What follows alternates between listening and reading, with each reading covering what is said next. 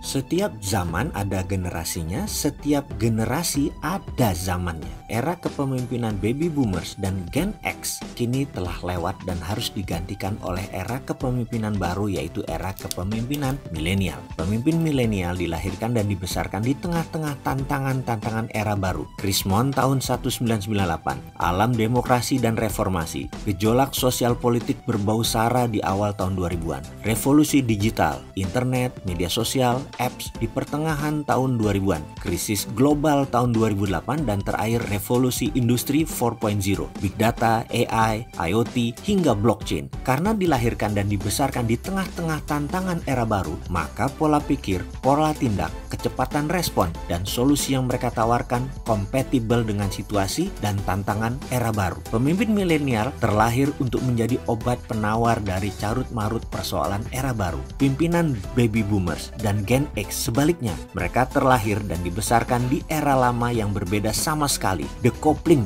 dengan era baru, sehingga keyakinan, pola pikir, pola tindak, gaya kepemimpinan, pendekatan solusi yang mereka miliki kini sudah obsolete dan mulai tak kompatibel lagi dengan persoalan dan tantangan era baru. Kualitas kepemimpinan baby boomer dan Gen X hanya ampuh untuk mensolusi persoalan dan tantangan era lama, namun tidak demikian halnya untuk era baru. Konsekuensinya amat serius. Pimpinan baby boomers dan Gen X banyak mengalami gagal paham, gagal respons, dan gagal solusi dalam menyelesaikan persoalan dan tantangan era baru. Mereka gagap di era yang baru. Wajar saja karena seumur-umur mereka tidak pernah menemui dan mengalaminya. Era disrupsi dan perubahan ekstrim adalah era milenial, bukan eranya baby boomers atau Gen X. Di kepala milenial, kaum baby boomers dan generasi X, mereka adalah bagian dari masalah. Inilah handicap terbesar pemimpin generasi tua. Mereka merasa tahu dan berpengalaman karena puluhan tahun makan asam garam.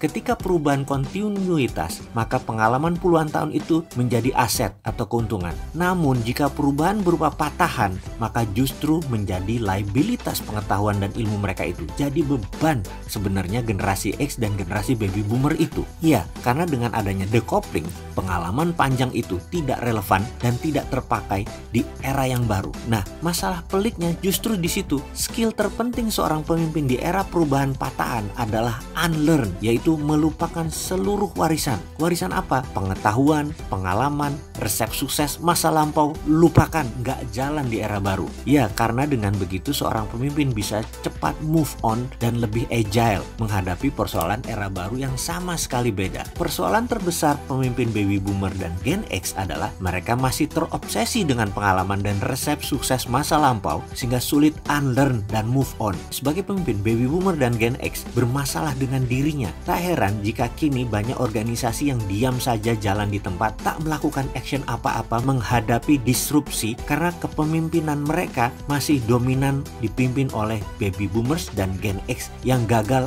unlearn dan gagal move on. Survei McKinsey Global Institute di 2018 menemukan bahwa kunci sukses transformasi digital sebuah organisasi ditentukan oleh pemimpin yang agile bergerak dan cakap merespon disrupsi digital. Sekitar 70% responden mengatakan digital savvy leader yang pola pikir, pola tindak, dan kecepatan responnya fit dengan era digital menjadi faktor penentu kesuksesan transformasi. Pertanyaannya, kalau pemimpin baby boomer dan Gen X bermasalah dengan dirinya, bagaimana mungkin mereka cakap memimpin orang lain, apalagi di generasi yang lebih muda? Bener deh, pemimpin baby boomer dan Gen X adalah masalah terbesar bagi organisasi yang butuh agile perubahan. Bagaimana mungkin mereka bisa menjadi solusi terhadap persoalan-persoalan disrupsi yang menjadi keseharian di era baru, di era milenial? Baby boomers dan Gen X sekali lagi adalah bagian dari masalah, bukan bagian dari solusi. Jadi kaum milenial saat ini minta kesempatan mengambil